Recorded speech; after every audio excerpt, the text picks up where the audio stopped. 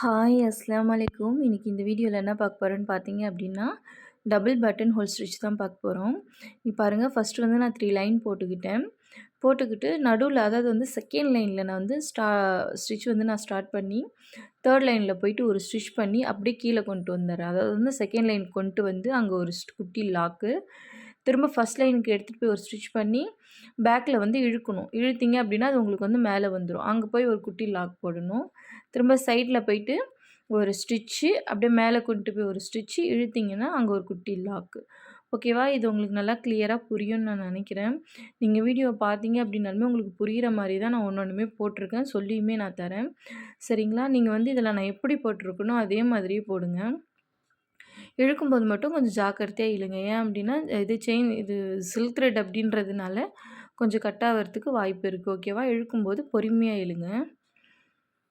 பாருங்க ஸ்டிச் பண்ணிவிட்டு மேலே வந்து ஒரு அப்படியே இழுத்தீங்க அப்படின்னா, அங்கே ஒரு லாக். ஓகேவா? இது வந்து நம்ம சிங்கிளா போட்டுட்ருந்தோம்.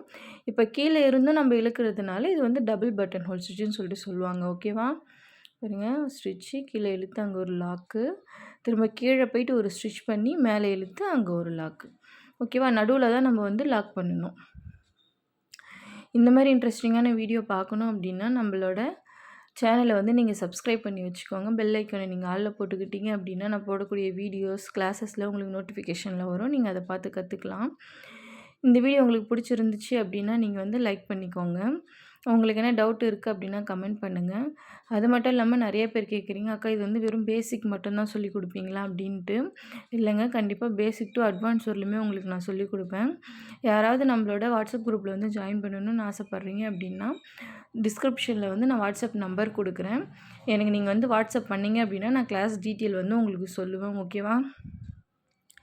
பாருங்கள் நான் போட்டு முடிக்க போகிறேன். முடித்து கடைசி வரலுமே போட்டுட்டு அங்கே ஒரு லாக் ஒன்று போட்டுக்கலாம். நீங்கள் அதாவது வந்து அந்த எண்ணாட் போடுறது கூட நீங்கள் அந்த கடைசியில் தான் போடணும். சரிங்களா?